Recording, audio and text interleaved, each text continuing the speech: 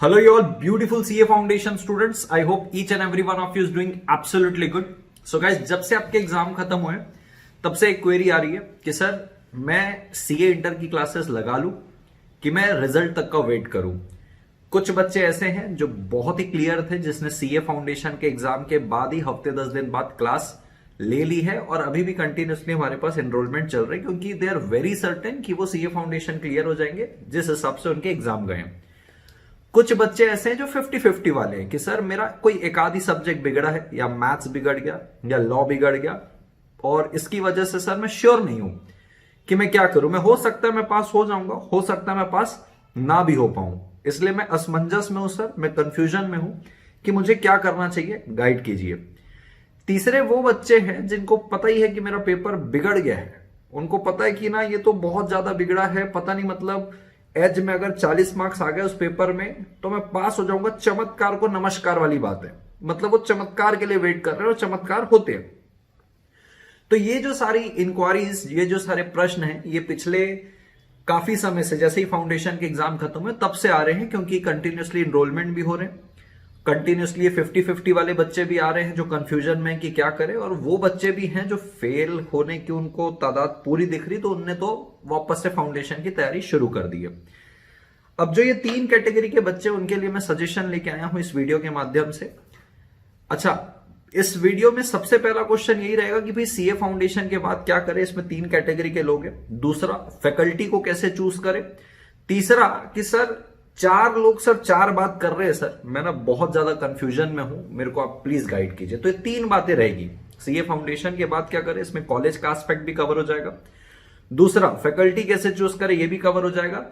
तीसरा, सर 4 जगह से 4 बातें सुनने को आ रही है, और ये 4 जगह में मार्केट, दोस्त यार, सीनियर, कोचिंग क्लासेस सब इन्वॉल्व हो जाएंगे। तो वीडियो को लास्ट तक देखना, थोड़ा सा लंबा हो सकता है लेकिन बहुत ज्यादा फायदेमंद होगा। मुझे नहीं लगता इसके बाद आपको कोई वीडियो देखने की जरूरत पड़ेगी। सबसे पहले मैं बात करना चाहूंगा वो लोग से जो बहुत सर्टन है कि भाई हमारा सीए फाउंडेशन क्लियर हो जाएगा। तो भैया आप बढ़िया एंजॉय करिए, अभी तो नया साल आने वाला है। मैं तो कह रहा हूं अभी अगर क्लास लगा लियो बहुत अच्छी बात है, नहीं लगाए हो ये न्यू ईयर को एंजॉय कर लो आराम से और क्लास अपनी शुरू कर दो, ठीक है। अब इस पे बात आती है कि सर हम सिंगल ग्रुप के लिए शुरू करें कि डबल ग्रुप के लिए, यानी कि बोथ ग्रुप करें। अब इस पे पॉइंट आता है कि भाई आपका कॉलेज कैसा है। कॉलेज अगर आपका रेगुलर है तो डेफिनेटली कॉलेज के साथ बोथ ग्रुप मैनेज करना थोड़ा सा ट्रबलसम रहेगा, डिफिकल्ट रहेगा। इस सिचुएशन में मैं आपको बोलूंगा आप सिंगल ग्रुप से शुरुआत करो, सिंगल ग्रुप को पहले खत्म करो, देखो क्या कॉलेज और ये आपका ग्रुप साथ में मैनेज हो रहा है, बोथ ग्रुप मैनेज होगा तो गो फॉर इट। बट मैं बोलना चाहूंगा कि अगर आपका रेगुलर कॉलेज है उस सिचुएशन में आप सिंगल ग्रुप ही जाइए, आपको आराम रहेगा, स्ट्रेस नहीं आएगा, आप बहुत अच्छे से सारी चीजों को मैनेज कर लेंगे। दूसरा पॉइंट आता है सर रेगुलर कॉलेज लेना चाहिए कि नहीं लेना चाहिए सर, प्राइवेट ले कि रेगुलर ले सर। बराबर है कि सर मेरे को रेगुलर जाना चाहिए कि मैं प्राइवेट में स्विच कर लूं। तो मैं यहां पे 2 बातें बोलना चाहूंगा कि जिस कॉलेज में आप हैं क्या वो कॉलेज लायक है कि वहां पे रेगुलर आप जाओ या प्राइवेट लो, मतलब जिस सिटी को आप बिलोंग करते हो क्या वहां पे कॉलेज बहुत ज्यादा अच्छे हैं। अगर हैं तो मैं तो बोलूंगा कि आपको रेगुलर कॉलेज जाना चाहिए। जब आप कॉलेज जाते हो आप 4 अलग लोगों से वहां पे मिलते हो, 4 अलग सब्जेक्ट्स की फैकल्टीज से मिलते हो, आपको नई चीजें सीखने को मिलती है, आपको कम्युनिकेशन सीखने को मिलता है। इसके अलावा लाइफ के जो पार्ट एंड पार्सल होते हैं ना, बहुत सारे होते हैं, मैं बोलना नहीं चाहता इधर कि दोस्तों का रिलेशन देखने हैं, कौन कैसे बर्बाद होता है, कौन कैसे बनता है, ये सारी चीजें जब आप देखते हो ना तो आपका अनुभव बढ़ता है। तो अगर आपका कॉलेज बहुत लायक है, आपको पता है वहां जाओगे तो आपकी कम्युनिकेशन स्किल, आपकी डीलिंग्स, लोगों से बातचीत करने का तरीका, आपकी डेवलपमेंट होगी, आपका स्किल डेवलपमेंट होगा। अगर अच्छा कॉलेज है मैं कहूंगा डेफिनेटली आप कॉलेज जाइए और साथ में सिंगल ग्रुप दीजिए, आराम से, कोई दिक्कत वाली बात नहीं है।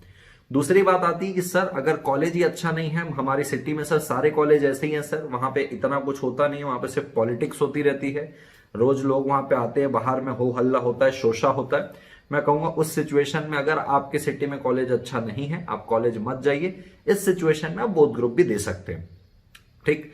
दूसरे बच्चे ये आते हैं कि सर हमारा तो क्लियर है सर, अपन हो जाएंगे सर, लेकिन अपने को कोई बोथ ग्रुप का लाड नहीं है सर, कोई दिक्कत नहीं, अपन चिल लाइफ जीना चाहते हैं सर, दोस्ती यारी भी करना चाहते हैं, घर वालों को भी काम सपोर्ट करना चाहते हैं, पापा को बिजनेस में भी सपोर्ट करना चाहते हैं, सिंगल ग्रुप में जाइए। तो ये तो वो लोग थे भाई जो पता है जिनको पास हो जाओगे, ठीक है। ऐसे लोग जिनको ऐसा है कि भाई 50-50 है, हो भी सकते नहीं भी हो सकते हैं, उनके लिए मैं हमेशा से एक ही सजेशन दे रहा हूं कि भाई आप लोग सिंगल सब्जेक्ट या वो कुछ 2 सब्जेक्ट उठा लो जब तक आपका रिजल्ट नहीं आता। तो आपका ज्ञान कभी भी व्यर्थ नहीं जाएगा। ज्ञान कभी भी व्यर्थ नहीं जाएगा का मतलब ये कि आपने ये जो मान लो इंटर के 2 सब्जेक्ट्स ले लिए, पढ़ना शुरू कर लिया, कल को ऐसा होता है कि भाई आपका खुदा ना खास्ता अनफॉर्चुनेटली रिजल्ट बिगड़ जाता है, तो कोई दिक्कत वाली बात नहीं है। हम ऐसी कैटेगरी वाले स्टूडेंट को जब अपना लेक्चर दे रहे हैं तो हम उनको 12 से 15 महीने की वैलिडिटी दे रहे हैं, क्योंकि अनफॉर्चुनेटली अगर वो फेल हो जाता है तो जितना नॉलेज आपने एक्वायर किया है वो कभी व्यर्थ नहीं जाएगा। पहली बात, आप दोबारा फाउंडेशन देंगे और फाउंडेशन के बाद जब इंटर में आएंगे तो आपके वो लेक्चर वैलिड ही रहेंगे, और जो भी अमेंडमेंट आएगा वो आपको अलग से दे दिया जाएगा, यूजुअली जैसे सबको दिया जाता है। ऐसे लोग जिनको पता है कि भाई साहब अपना तो हिसाब किताब गड़बड़ है, अपना एक आधी सब्जेक्ट इतना बुरा गया है कि अपन फेल ही होने वाले हैं, वो चमत्कार को नमस्कार वाला वेट कर रहे हैं। मैं कहूंगा बेटा आप अपने आप से धोखा मत कीजिए। आप रिजल्ट तक का वेट करेंगे, रिजल्ट फरवरी के आसपास आएगा, हो सकता है मिड में, हो सकता है एंड में, उसके बाद आपके पास हार्डली मार्च और अप्रैल बचेगा। 15-20 दिन आपको अपना मॉरल बूस्ट करने में लग जाएगा, मई में फिर एग्जाम आ जाएगा। तो मेरा आपको क्लियर कट सजेशन है बेटा कि आप अपने फाउंडेशन का रिवीजन शुरू कर दीजिए। जो चमत्कार को नमस्कार का वेट कर रहे हैं, प्लीज अपने आप से धोखा मत करिए।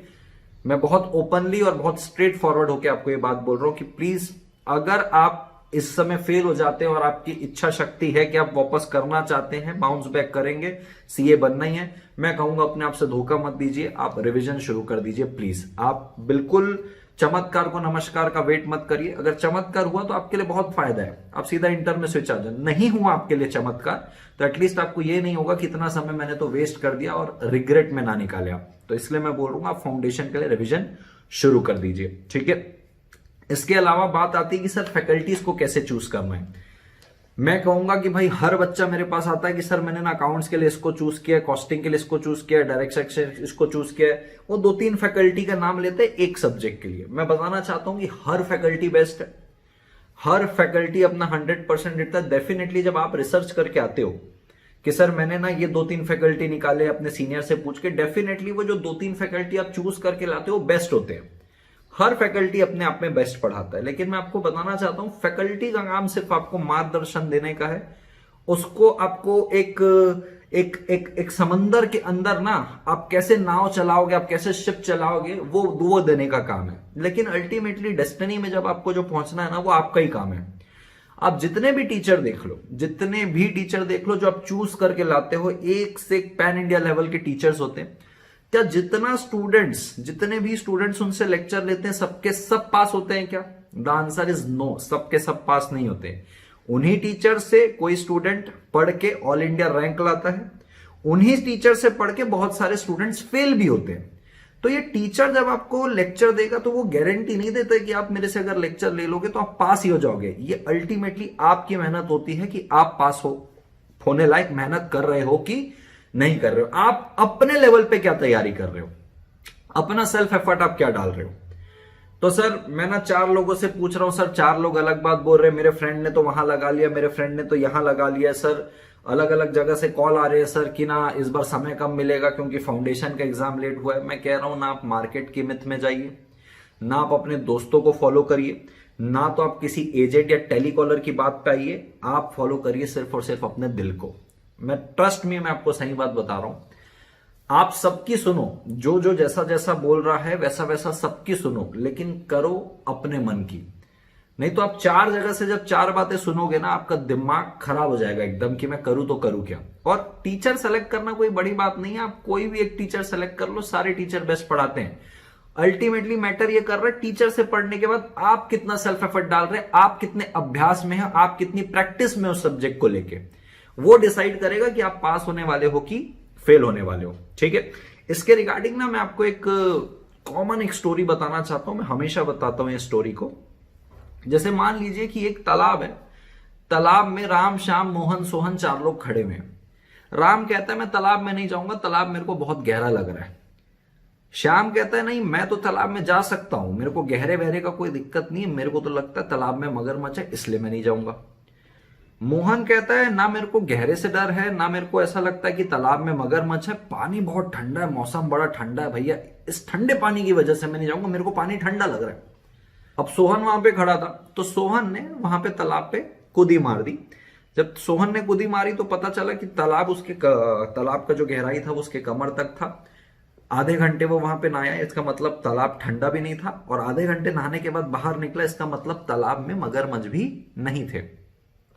तो असलियत किसको पता चली तालाब के बारे से? असलियत पता चली सोहन को, जो अल्टीमेटली तालाब में कूदा। राम श्याम मोहन तो वहां पे सिर्फ हवाबाजी कर रहे हैं, सिर्फ इधर उधर की बातें सुन के अपना असम्पशन लगा के खड़े हुए वहां पे। अल्टीमेटली जो मैदान में उतरा, जो तालाब में उतरा, जो कूदी लगाया, जो खुद समझा उतर के, उसको चीजें समझ में आई कि हाँ भाई असलियत ये है। तो मैं आपसे यही कह रहा हूं, आप सबकी सुनो। सिंगल ग्रुप देना है, बोथ ग्रुप देना है, बहुत लोग ज्ञान देने वाले हैं। सीनियर को फोन करोगे वो बोलेगा बोथ ग्रुप देखो तो आर्टिकलशिप में फायदा होगा, बिग फोर में मजा आएगा, लंदर फंदर बातें होगी। आपका दोस्त कहीं क्लास लगा लेगा, वो तारीफ के फूंद मारेगा कि अरे यार क्या पढ़ा रहे हैं, ऐसा है वैसा है। सुनो सबकी, अब अल्टीमेटली तुम उतरो तो सही। तुम भाई ऑनलाइन लेने वाले हो, लाइव क्लास लेने वाले हो, लो ना 2 सब्जेक्ट की, लो ना पूरे एक ग्रुप की, लो ना क्लास। और लेने से पहले भी 4 फैकल्टी जो तुमने चूज किए, देखो ना उसके 4 डेमो लेक्चर यूट्यूब में सब अवेलेबल है। देखो जिससे कंफर्टेबल हो उसको लो। तुम्हारे दोस्त को कोई और टीचर कंफर्टेबल लग रहा होगा, आपको कोई और टीचर कंफर्टेबल लग रहा है। टीचर सारे बेस्ट है, मैं बता रहा हूं। आप अपनी कंपेटेबिलिटी देखना, ये मत देखना कि दोस्त कहां ले रहा है। आप समझो, आप उनके डेमो लेक्चर देखो, उनके यूट्यूब के कमेंट जाके देखो, अपने सीनियर से कंसल्ट करो, और जितने भी चूजी फैकल्टी आप लाओगे सब बेस्ट पढ़ाते, लेकिन अपना R&D करो ना। दूसरों के भरोसे पे क्यों आ रहे हो?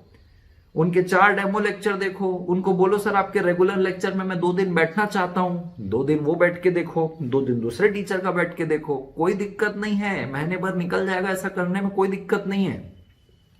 ये मार्केट में जो भसड़ मचा के रखे हुए ना कि आपको अब बस 9 महीने मिलेंगे, 10 महीने मिलेंगे, अरे जब तुमको अगर सिंगल ग्रुप ही देना है तो तुमको 9 महीने मिले, 10 महीने मिले, 8 महीने मिले, 6 महीने मिले, बहुत है तुम्हारे लिए। बोथ ग्रुप जिसको देना है वो एक बार का सोचेगा, लेकिन जिसको भी बोथ ग्रुप देना है 9 महीने बहुत होते हैं भाई साहब।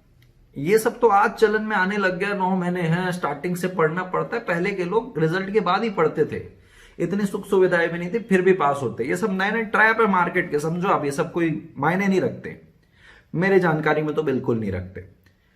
तो पॉइंट ये है, उतरो ना तालाब में, देखो ना जाके, देखो पहले 4 सब्जेक्ट तो संभालो।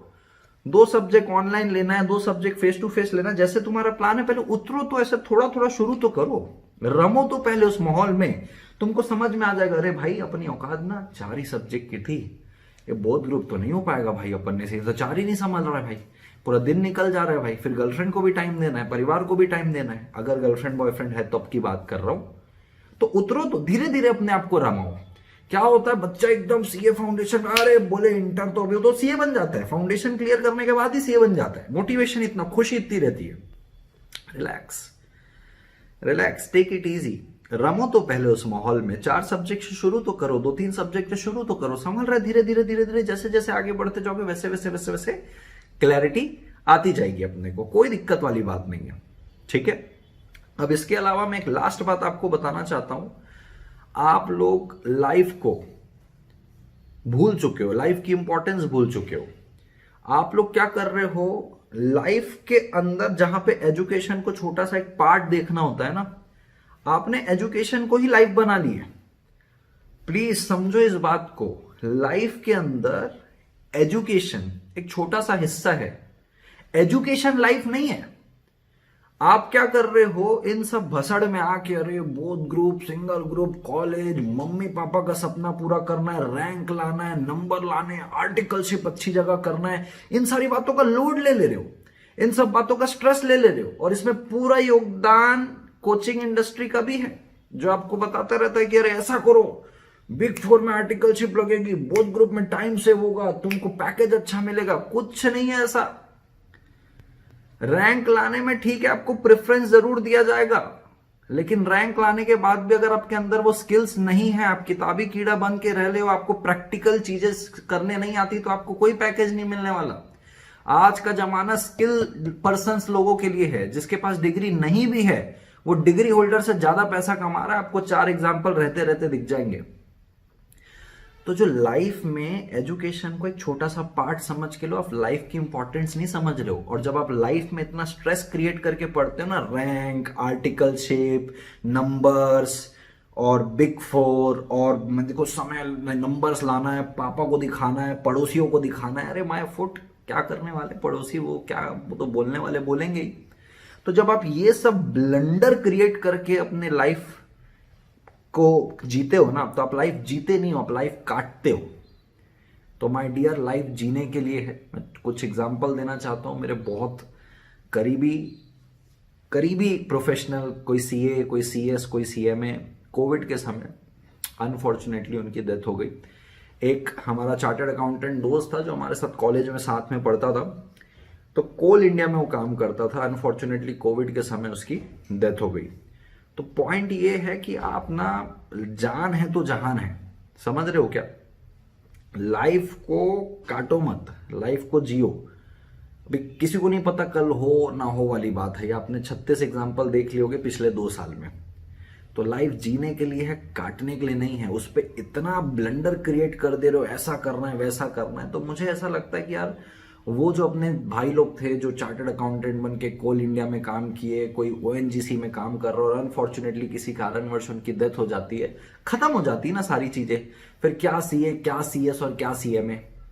लाइफ का हर एक मोमेंट ना एक गिफ्ट है परमात्मा के द्वारा, उसको जियो। और उस लाइफ के अंदर एजुकेशन को एक छोटा सा पार्ट समझ के जियो, हो जाएगा अपने आप, हो जाएगा। तुम भी कल को ज्ञान देना शुरू कर दोगे सीएस, सीएस, सीएमए बन के। पॉइंट ये है, लेकिन एजुकेशन को लाइफ मत बना लो, टेक इट इजी, आराम आराम से दो। कोई कुछ नहीं है ये कि जो सिंगल ग्रुप क्लियर करके अगर आप आर्टिकलशिप में जाओगे तो आपको आर्टिकलशिप नहीं मिलेगी।